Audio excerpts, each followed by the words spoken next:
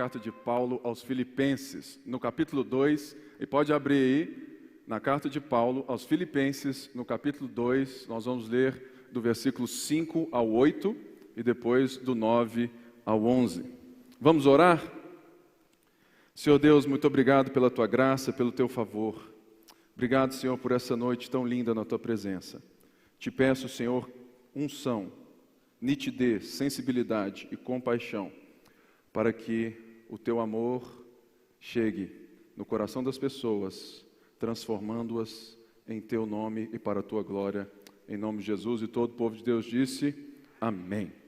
Irmãos, algo que eu tenho visto por toda a minha vida, é que qualquer pessoa neste mundo, ou a grande parte delas, quando elas fazem qualquer ação para alguém, quando elas fazem aquilo que nós temos como boas obras, quando você, de alguma forma, ajuda alguém em alguma coisa, existe em todos nós uma sensibilidade, um sentimento de realização que é muito único, não é verdade?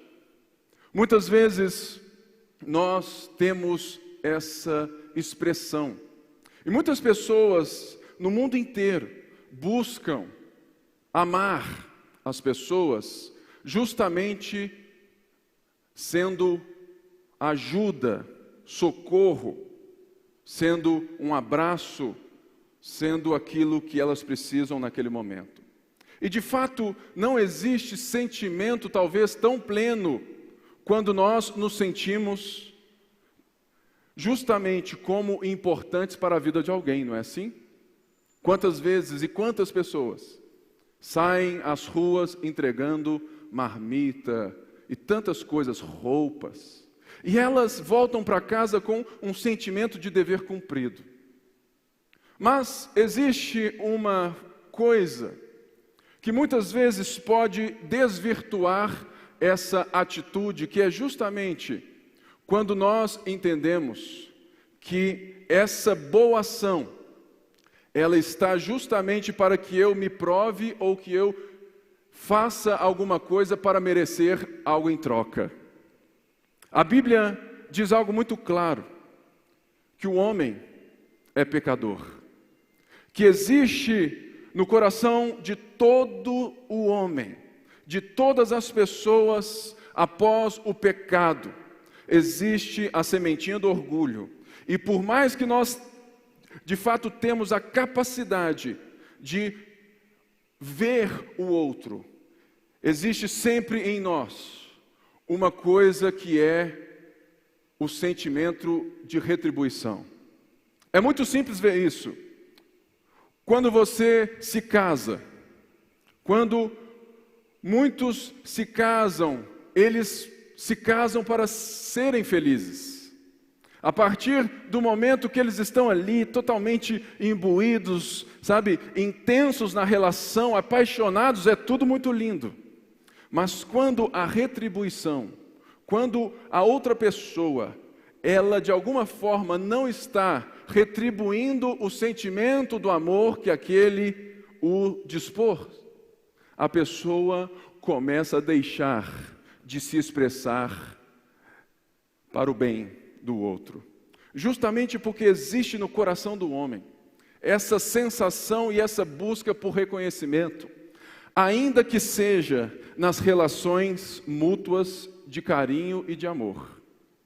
E Paulo chega nesse texto dessa carta, que Paulo vai ensinar à igreja de Filipos.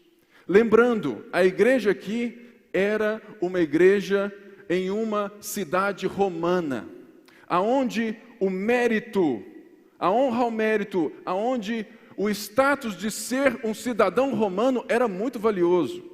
Era uma igreja que Paulo não repreende, mas Paulo quer de alguma forma levar essa igreja a um novo nível de maturidade cristã. Paulo expressa isso com alegria. E Paulo vem mostrando que é de fato a boa nova de Jesus Cristo que os deu uma nova cidadania. E que eles devem lutar, perseverar juntos. E ele chega aqui e diz: olha, vocês precisam considerar uns aos outros. Vocês precisam considerar o outro superior a vocês mesmos. Vocês precisam não somente buscar os seus próprios interesses, mas os interesses dos outros.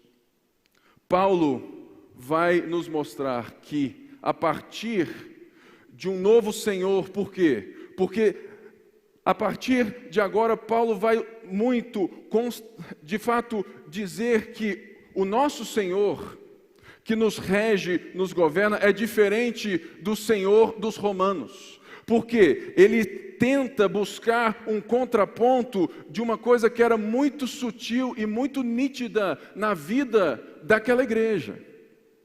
Que eles estavam sendo muito perseguidos por serem agora de Cristo. E por declararem que Cristo é Senhor e não César. Mas havia dentro daquela igreja uma disputa, uma briga que era justamente aquilo que Paulo falou: olha, não fazer isso por rivalidade, não tenham qualquer egoísmo na relação. E Paulo então chega nesse texto agora, tendo em mente que aquilo que Paulo vem agora nos dar, muitos dizem que era um hino já feito e cantado pela igreja a respeito do nosso Senhor Jesus Cristo. Mas nós vamos ler como carta de Paulo, porque Paulo inseriu na sua carta se for um hino ou não. E o que nós vamos ver hoje é justamente o ensinamento de quem Jesus é, que não deve ficar somente no seu, de fato, dentro da sua mente como algo que você sabe, mas não pratica. Paulo vai nos dar esse tesouro que talvez seja uma das passagens mais lindas sobre Jesus Cristo, definindo quem Ele é. Não para que nós, de alguma forma, vamos entendê-lo somente com o nosso intelecto, mas que isso seja o exemplo para a vida de maturidade que Ele vai nos mostrar. Vamos ler a partir do versículo 5. Seja a atitude de vocês a mesma de Cristo Jesus, que embora sendo Deus, não considerou que o ser igual a Deus era algo a que devia apegar-se, mas esvaziou-se a si mesmo, vindo a ser servo, tornando-se semelhante aos homens. E sendo encontrado em forma humana, humilhou-se a si mesmo e foi obediente até a morte e morte de cruz. Seja a atitude de vocês a mesma de Jesus Cristo. Essa palavra, ela está, de fato, carregada de uma vida inteira, intensa e íntegra. Ou seja, Paulo não diz que, olha, faça somente por fazer, mas entenda o que você está fazendo, entendendo o que Jesus fez. Seja transformado pelo exemplo e pela pessoa que te resgatou, que agora eu vou dizer o que Ele fez como exemplo para nós, para que você considere os outros também. Ou seja, a atitude que Paulo diz aqui é uma vida inteiramente centrada na pessoa de Jesus Cristo, porque Ele é a expressão exata daquilo que Paulo está dizendo para vivermos uns para com os outros. Ou seja a atitude, quer dizer ter o mesmo pensamento, o mesmo sentimento e a mesma ação. É algo que rege a nossa visão por inteiro. E ele diz assim: embora sendo Deus, não considerou o ser igual a Deus algo que ele deveria se apegar. É válido nós entendemos que, irmãos, o que Paulo está nos mostrando agora é que o primeiro exemplo que ele nos dá sobre o fato de podermos viver uma vida cristã madura, vivendo como família de fé, é justamente que Jesus, o qual agora é o nosso Senhor, Ele diz que esse Jesus ele tinha a forma de Deus. No grego, essa palavra, ela tem a certeza de que Jesus não era diferente de Deus, ou criado por Deus. Jesus tem a natureza, ele é essencialmente Deus, e é algo que não pode ser mudado. Essa palavra tem esse sentido de que quem Jesus é, não pode ser alterado por coisa alguma, que Jesus é Deus. Paulo então diz, olha, o que eu estou mostrando para vocês, a humildade que eu mostro para vocês, não vem de um homem qualquer, não vem de uma pessoa qualquer, vem do próprio Deus que nós adoramos. Porque ele diz, olha, embora sendo Deus, ou seja, Jesus é Deus em essência, ele tem a natureza de Deus, e isso é inalterado. Jesus vai por todo o tempo continuar sendo Deus, e ele continua sendo Deus. Ou seja, deve existir entre nós essa certeza. Às vezes você pensa, mas isso é doutrina. Não, irmãos. Se você não conhece Jesus na sua natureza, você não conhece aquilo que Jesus está fazendo porque ele fez.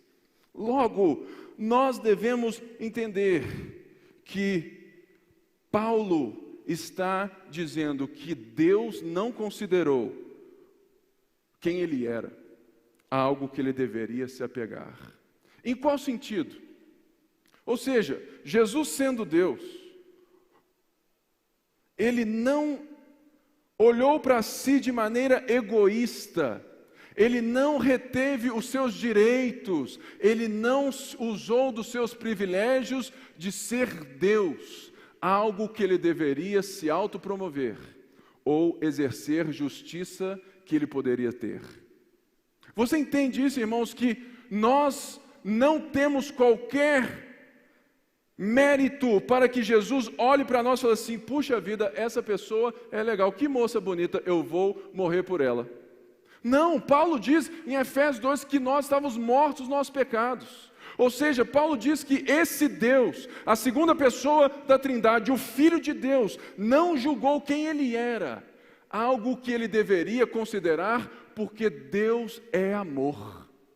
E o amor na Bíblia é o contrário, não do ódio, mas do ego, do orgulho. Logo, irmãos, faz parte da natureza de Deus, não olhar para si mesmo, porque Deus são três pessoas distintas na mesma essência.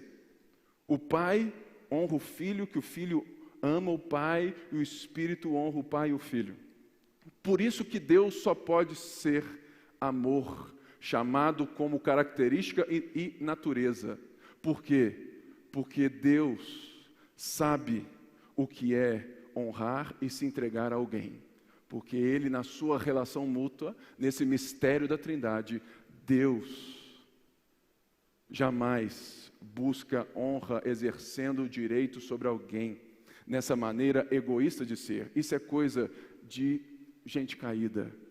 Você consegue perceber tamanho exemplo? Entender o tamanho da salvação? De onde você foi resgatado? Ou seja, a questão fundamental é antes que Cristo não usou a sua igualdade com Deus como desculpa para se auto-afirmar ou autopromoção. Somente um Deus humilde e amoroso é capaz de lidar bem com os privilégios. Todo líder entende muito bem de responsabilidade, não é assim? Eu te dei a responsabilidade, você não cumpriu, vou te dar mais uma chance. Irmãos, um bom líder, ele não só lida bem com as responsabilidades que ele tem, mas ele sabe manejar os privilégios que ele tem. Ou seja, o que Jesus faz aqui, que diz que ele se esvaziou a si mesmo, vindo a ser servo, é que Jesus justamente reteve os seus privilégios de ser quem ele é, para amar eu e você. Por quê? Porque segundo a Bíblia diz, não havia em nós qualquer esperança, nós estávamos totalmente jogados neste mundo, jogados para o nosso próprio ego, para o nosso próprio orgulho, entregues à devassidão. Não havia qualquer homem, não havia qualquer pessoa dentro do nosso tempo cronológico, dentro da nossa história, capaz de se chegar até Deus. Você entende esse movimento de humildade que o Deus se esvaziou, ou seja, Deus reteve seus privilégios. A Bíblia diz em Hebreus que Ele se fez por um momento menor que os anjos. Isso para colocar eu e você novamente na sua família. Que majestade, que amor, que humildade. Ele se esvaziou no sentido de amar, não de deixar de ser da natureza. Quando Jesus se esvazia, Jesus não deixa de ser Deus. Ele só não manifesta a glória. Ele abre mão da glória, da majestade, ele abre mão da autoridade, de certa maneira. Lembre de Mateus 4, Jesus sendo tentado no deserto. Vocês lembram disso? Quais foram as tentações de Jesus? Todas elas na sua natureza divina. Se tu és o Filho de Deus, dê ordem a essas pedras que se transformem em pães. Jesus não foi tentado por Satanás de fato, nele homem, porque Jesus é 100% Deus e 100% homem. Mas ele foi tentado justamente porque veio o diabo e disse: eu sei quem você é. Usa o poder, a autoridade, usa a natureza, usa quem você é para se livrar dessa, porque você está com fome. E Jesus então, nesse sentido, ele se esvazia a si mesmo de reter para a glória do Pai e para o resgate de muitos, para o resgate do mundo. Ele se esvazia e se torna como um servo. Naquela época, um servo não valia nada. Ou seja, Jesus não se torna e não vem como um homem muito rico, cheio de posses, um rei. Jesus, ele se esvazia de tal maneira que ele agora é visto como aquele que está embaixo de todos. Porque ele mostra uma lógica diferente, que é a lógica do próprio Deus. Deus é generoso, Deus é amor. Deus estende a sua bondade para aqueles que nele confiam. Por isso, esvaziou-se a si mesmo. Lembra muito de que os filipenses estavam acostumados com um senhor diferente. Nessa época, Nero já estava no poder. Nero era um maluco, doido, que pôs fogo em Roma porque ele não gostava da estética. E pôs a culpa em quem? Em você, no cristão e no judeu. E falou assim: por quê? Porque somente os bairros cristãos e judeus não pegaram fogo, logo ele pôs a culpa nesse povo, enquanto estava no palácio de inverno. Esse Nero, ele era tido como todo imperador, como uma divindade. E ele era tido como Senhor. Então essa comparação que Paulo faz é maravilhosa e que é muito bem entendida aos filipenses e que deve ser vista por nós dentro desse contexto maravilhoso daquilo que Paulo está falando assim: olha, o Senhor de vocês não é um déspota, o Senhor de vocês não é um carrasco, o Senhor de vocês não é um maluco, o Senhor de vocês é um Deus que se esvazia para ter você de volta. Você entende isso? Ou seja, Jesus se torna a semelhança humana no sentido que ele também se torna na natureza humana, no sentido que ele vivenciou tudo aquilo que você vivencia.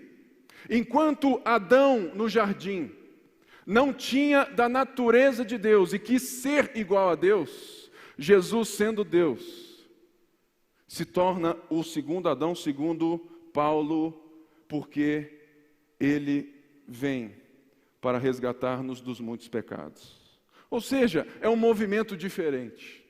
Enquanto um homem humano, livre, sem pecado, escolhe querer ser maior, querer ser o seu próprio Deus, e essa é a nossa escolha todos os dias sem Cristo. O Cristo escolhe ser como nós, mas sem pecado, para que você seja liberto desse pecado e seja capaz de amar as pessoas novamente. Porque é impossível amar alguém sem Cristo nos mediar. Porque, irmãos, sendo muito sinceros, na igreja tem gente diferente, não é verdade? Talvez você olha aqui para mim e fala assim, esse cara é muito diferente de mim. Alto, barbudo, um pouco gordinho, fala...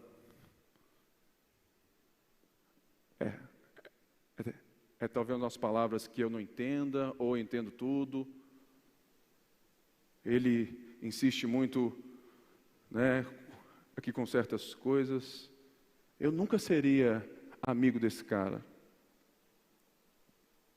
Irmãos, o que Jesus está se entregando aqui, vindo a ser servo, humilhando-se a si mesmo e sendo obediente até a morte, é justamente porque Jesus tomou o cálice da ira de Deus no nosso lugar. No sentido de que, como não havia ninguém nesse mundo para nos levar de volta a Deus, Deus se fez homem. O Verbo se fez carne e habitou entre nós, cheio de graça e de verdade. João 1. Vimos a sua glória, glória como do unigênito do Pai. Ou seja, Deus entrou no tempo. O Verbo se fez carne, passou como homem e vivenciou todas as coisas por mim e por você e venceu como homem sem pecado. Olha que maravilha, que exemplo, que Senhor. Jesus humilhou-se a si mesmo e foi obediente até a morte de cruz.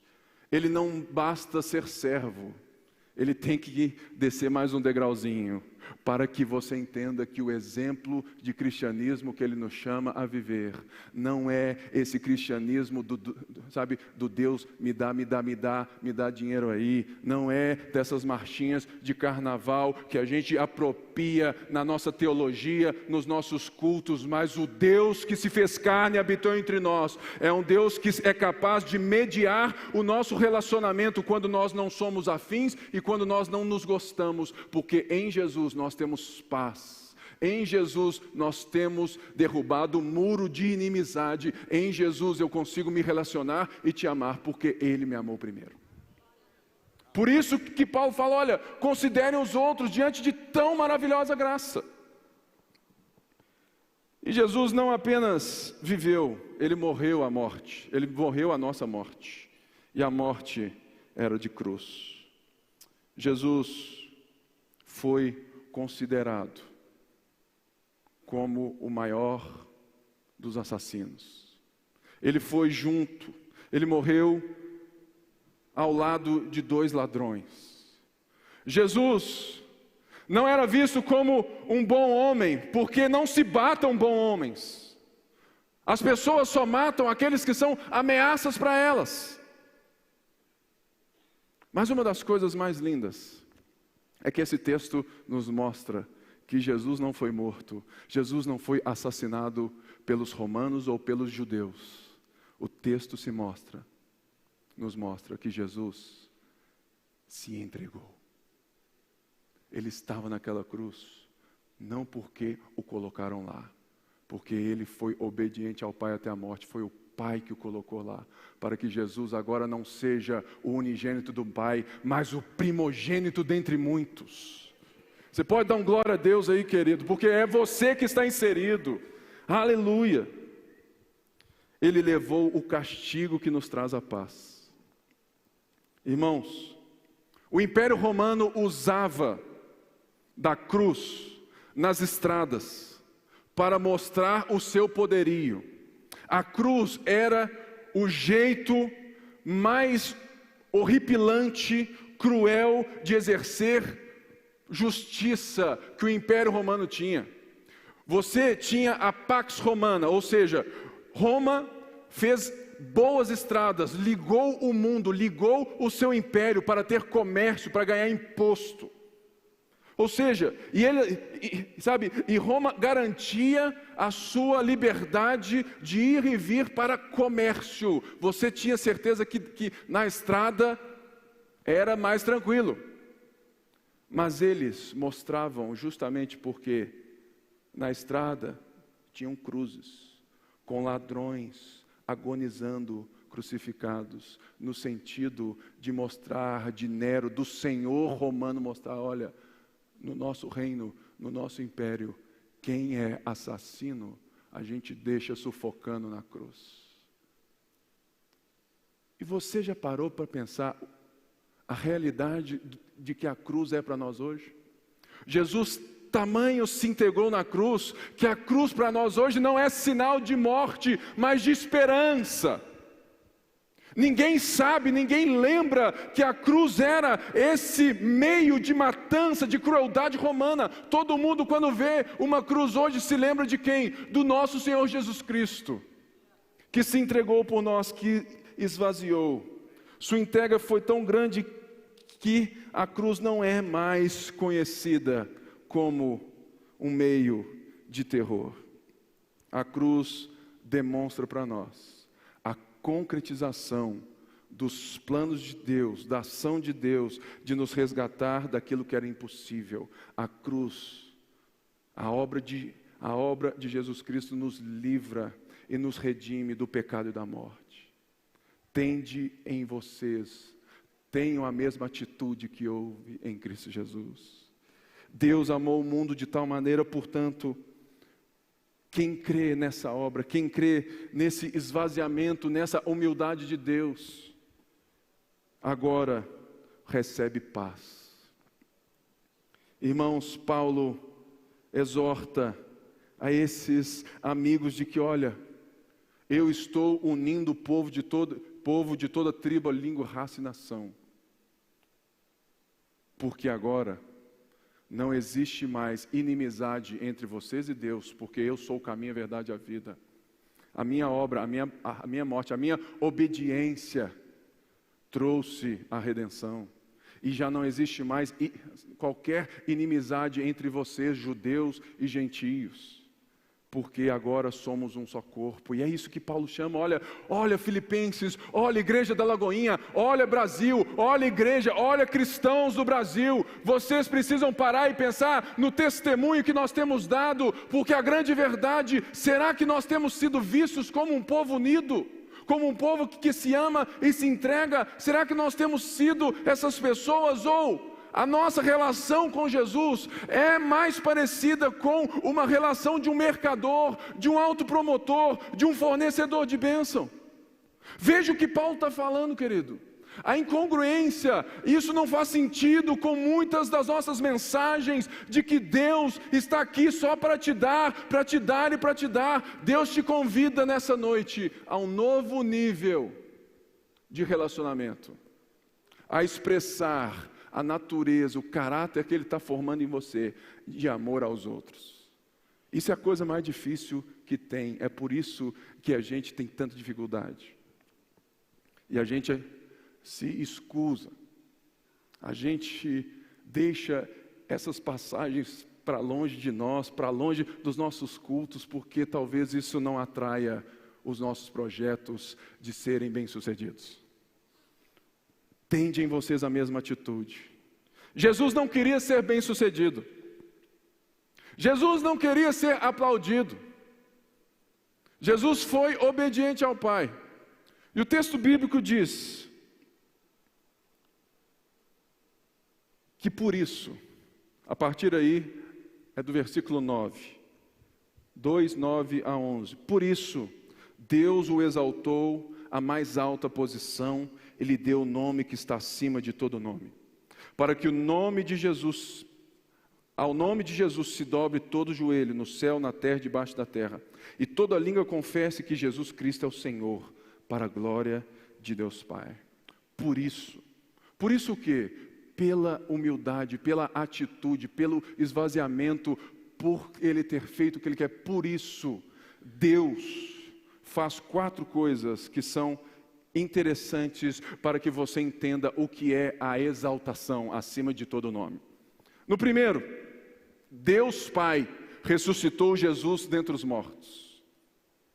Ou seja, a sua vida, a vida do filho, a vida daquele homem é tão nítida, tão reta, tão santa, e ele cumpre os propósitos de Deus. Ele morreu na cruz, a ponto de orar no jardim do Getsêmani, onde muitos entendem que ele está quase sofrendo, quase pecando. Não, irmãos, quando Jesus ora: Senhor, se possível, passa de mim esse cálice.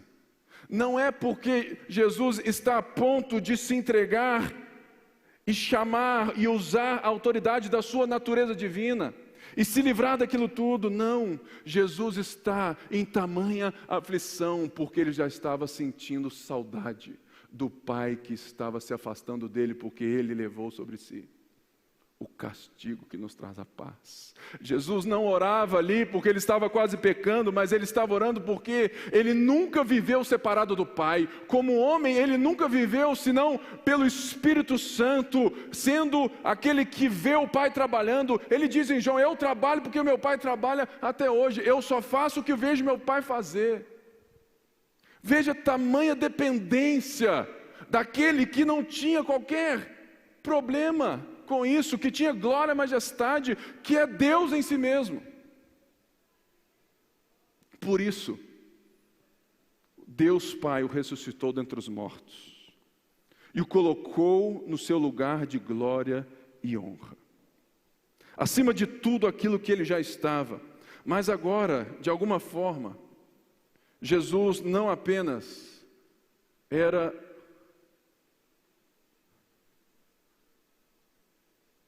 um Deus cheio de glória e majestade, mas a obra do Pai, o sonho do Pai, aquilo que estava escrito e aquilo que foi planejado antes da fundação do mundo, que a Bíblia diz que o Cordeiro foi imolado antes da fundação do mundo, o plano de resgate, o plano de amor, a expressão de quem Ele é, estava agora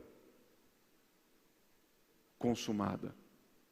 Os homens pecadores que confessassem, que crescem, que confiassem na obra do Filho, agora não apenas estavam salvos para um porvir num dia qualquer, mas Deus agora era o Senhor da vida deles e conduzia aqui e agora até sempre. E por isso que nós devemos lembrar no capítulo 1 que Paulo diz: estou certo que aquele que começou a boa obra é fiel e justo para cumpri-la. Por quê? Porque é esse Deus, é esse Senhor que Ele nos chama. Falou assim: olha, tem a mesma atitude. Deus Pai lhe concedeu toda a autoridade, o exaltando. Irmãos, nesse momento, eu vejo tão forte que é Paulo contrastando a vivência dos filipenses de um senhor, de um imperador que tinha somente os seus mandos dentro de um império que era muito poderoso. Mas o que Jesus é agora, o nome dele está acima de todo nome. E esse nome é justamente o mesmo nome que era dado a Deus no Antigo Testamento. A Bíblia, sabe, de alguma forma é o mesmo nome, Kyrios, no grego. Quando você lê no texto grego, lá no Antigo Testamento, eles usam o mesmo termo Kyrios para dizer Deus, o Deus Jeová, Yahvé. Ou seja, esse nome, porque Deus lhe deu um nome que está acima de todo nome. Ele de fato está acima de todo principado e potestade. Ele é Senhor sobre tudo. Mas a pergunta é que Ele é Senhor da igreja. E será que nós temos vivido uma vida dessa maneira? Será que a nossa atitude tem sido dessa maneira? De saber, sabe, irmãos, de ter certeza, porque quando a gente pensa muito no nosso, é porque falta-nos confiança em alguém. A grande realidade é que todos nós temos dificuldade de confiar em Deus de tal maneira que a gente não se desapega. A gente não se desapega das nossas seguranças. Por quê? Porque talvez nós não o conhecemos como Ele é. Nós não tenhamos Ele como esse Senhor. O senhoristo, ou seja, Ele é Senhor, porque Ele está sentado à direita de Deus Pai e governa todas as coisas. E a Bíblia diz que um dia todo joelho se dobrará, toda língua confessará. A grande verdade, irmãos, é que se Jesus está ressurreto, se Ele está sentado à direita de Deus Pai, todas as pessoas nesse mundo, as mortas e as vivas, todos os principados e potestades, toda a criação terá um encontro com o Cristo Senhor ressurreto, e isso deve nos fazer pensar. Você pode estar em casa nessa hora, e você nunca pensou nisso. Se Jesus é quem Ele diz que Ele é, se Jesus está ressurreto, se Ele está vivo, quer dizer que uma hora ou outra, nós vamos ter que estar perante Ele.